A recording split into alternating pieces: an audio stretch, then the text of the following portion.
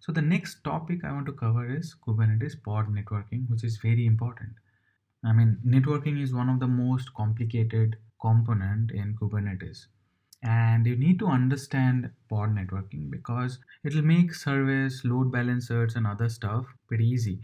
When we take Kubernetes cluster to cloud, things will become easier then as well if you understand the pod networking and how it works.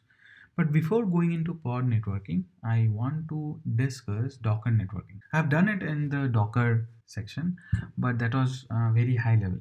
Again, I'll not show you any demo. I'll just conceptually mention these things as of now. Let's say I have this host with an IP address of 192.168.10.0. Now this is the host, or you can call it node also. This IP address 192.168.10.0 is associated with this Ethernet address, or this is the network interface card of this node. And using this card, all the network communication happens. Now I have decided to have Docker environment, no Kubernetes here, only plain barebone Docker. And Docker creates something called Docker Bridge, which is named as Docker 0 and gets his own IP address like 172.17.0.0/16. You have already seen this in the Docker demo or Docker networking demo.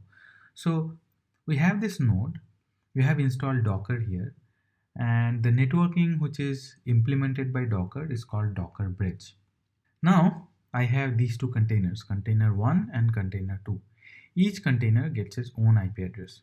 Let's say container 1 has an IP address of 172.17.0.2 and container 2 has an IP address of 172.17.0.3, and these two belong to this network. Okay, so now these two containers, let's say, want to talk to this server, which is publicly accessible over the internet. And the IP address of this server is 158.28.100.2. Now, how does it happen? How does all these things fit together? We have two containers, and the networking option which they have is the Docker Bridge, and they can communicate to each other via the Docker Bridge. And these two containers are hosted on this particular node with an IP address of 192.168.10.0. This is the IP address of this particular node. Now let's say this container which is running an application on port 8000 wants to talk to this server which is accessible over internet. And for that matter, let's say this container also, container number 2, which is running an application on port 3000, wants to talk to this server 158.28.100.2, which is accessible over internet. How does it happen?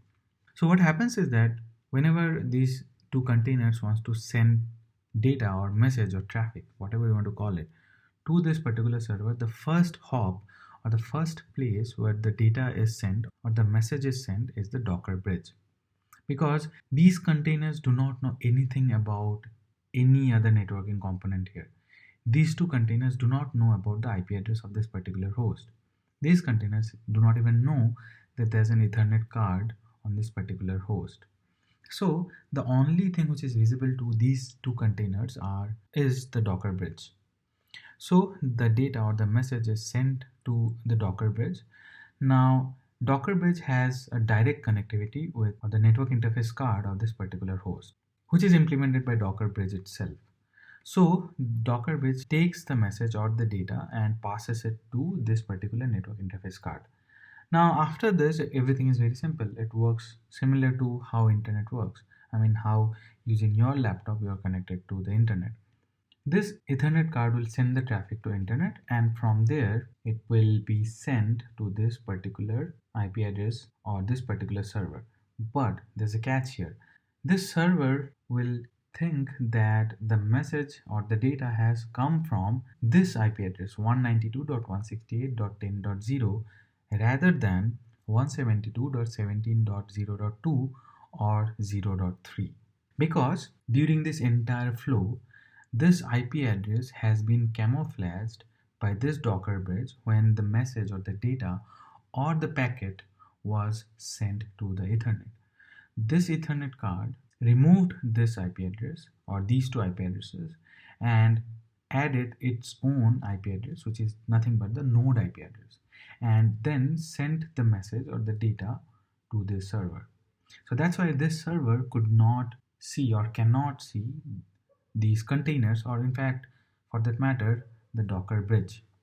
Now, when the server sends the message back, the same thing happens. It comes to the Ethernet and then goes to the Docker bridge, and the containers would think that it has come from here. So this is how Docker networking works.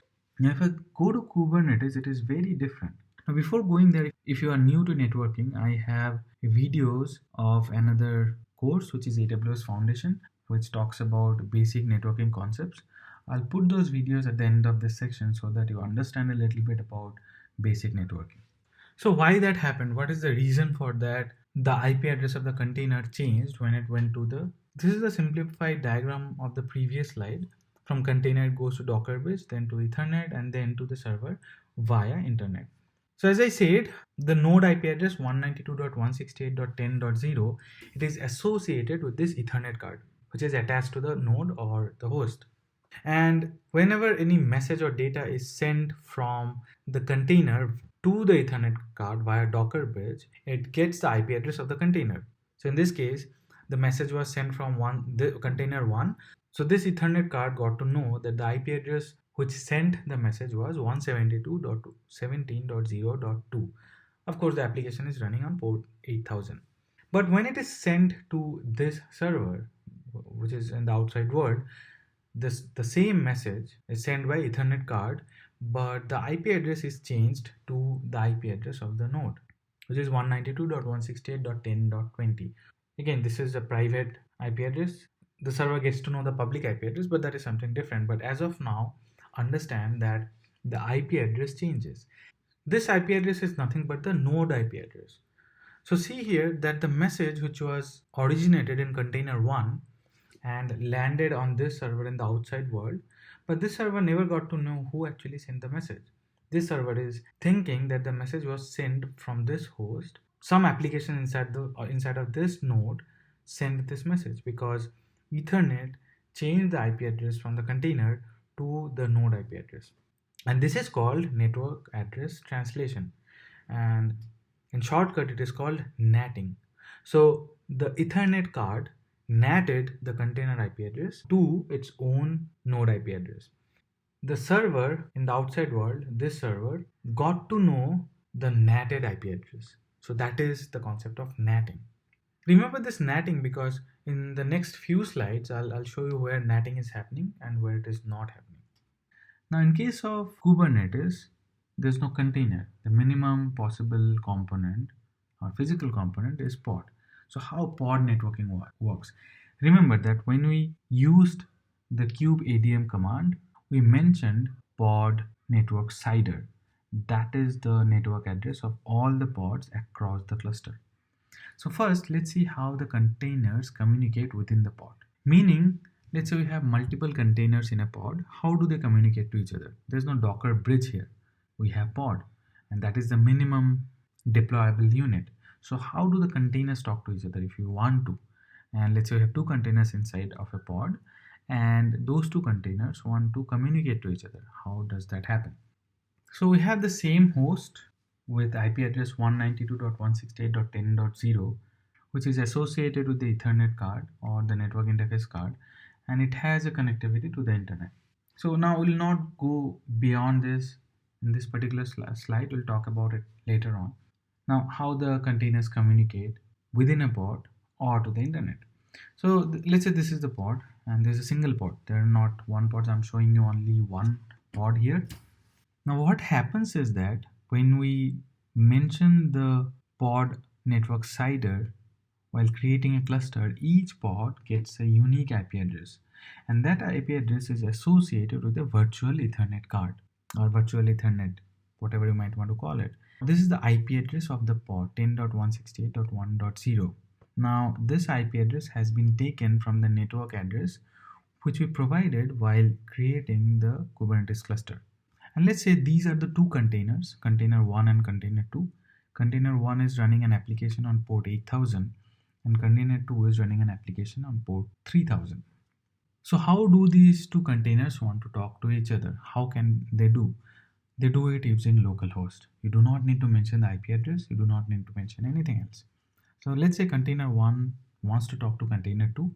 It'll mention localhost :3000. If container 2 wants to address container 1, it will mention localhost colon 8000. That's all. Now, this is because the containers would think that they are running locally inside of a host. Again, let's not go into the details of that, but this is how it will work. So, container communication within a pod is very simple. They can do it using localhost itself. And if you have, let's say, multiple containers inside of a pod, and let's say your application wants to communicate to all those containers inside of that pod, you should use localhost rather than the IP address. So here container 1 would have the IP address 10.168.1.0. Container 2 would also have the same IP address 10.168.1.0. The differentiator between these two containers are the port numbers where the applications are running. So the address of container 1 would be 10.168.1.10 colon 8000, and address of container 2 would be 10.168.1.10 colon 3000. So that's how containers within a pod talk to each other. Now what if these two containers want to talk to the external world, or they want to go out of the pod? So things become a little interesting here because this is not there in Docker. One thing is that no matter how many number of containers you run inside of a pod, the pod will always run that number plus 1 containers inside of it. Meaning, let's say you have put 2 containers inside of a pod, the pod would actually run 3 containers. If you mention 1 container inside of a pod, the pod would actually run 2 containers.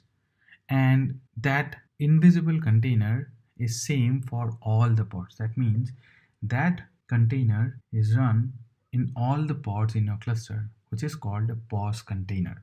Now the purpose of this POS container is to maintain and manage network connectivity outside of the pod for the containers inside of the pod. That means if container 1 and container 2 wants to talk to the outside world, that means outside of this pod, that communication or that network connectivity will be handled by POS container. Now, as part of Kubernetes installation, Kubernetes also installs something called KubeBridge, which is similar to Docker 0 or Docker Bridge, and it is a virtual Ethernet card, a layer above the pod inside of the host, and it has the same network address as that of the pod network CIDR, which you have mentioned while creating the Kubernetes cluster using kubeadm. And the virtual Ethernet card has connectivity to the KubeBridge. Now from here things would be more or less similar. Now the KubeBridge also has connectivity to the Ethernet card. So from virtual Ethernet card inside of the pod to internet is understood because from veth0 it will go to the KubeBridge. From KubeBridge it will go to the Ethernet card of the host, and from there it will go to the outside world. Now what about the communication from the container? Let's say container 1 wants to communicate to the outside world. That communication will be sent to the POS container, and same is the case with container 2. If it wants to talk to the outside world, that means outside of the pod, it will send the message or data or the network packet to the POS container, and POS container will take it to the veth0 card inside of the pod. And from there it is pretty straightforward. It will go from veth0 to KubeBridge to eth0 and then to somewhere else. Now tell me, where did natting happen here? Between container and container 2, definitely no natting happened because container 2 and container 1 are inside of the same pod. Their IP address is same. Between the pod and the KubeBridge, no natting happened because KubeBridge got to know the IP address of the pod, which is 10.168.1.0. So where do you think the natting would happen? So it will happen here, which is when it crosses the Ethernet, when it crosses the node boundary. For the network packet to cross the node boundary, it has to pass the Ethernet. Now, whenever it passes Ethernet, it does the natting because of networking rules. So outside of this host in the internet, it would feel that the package came from the host because it will contain the IP address of the node, which is again 192.168.10.0. Now let's see how container communication happens across pods in the same node. So this is the node which has an Ethernet card or a network interface card, and it has KubeBridge with this network address 10.168.1.0/24, and it has two pods, pod 1 and pod 2. Now pod 1 has two containers, C1, C2, running application on port 8000 and 3000 respectively, and pod 2 has only one container that is running application on port 8800.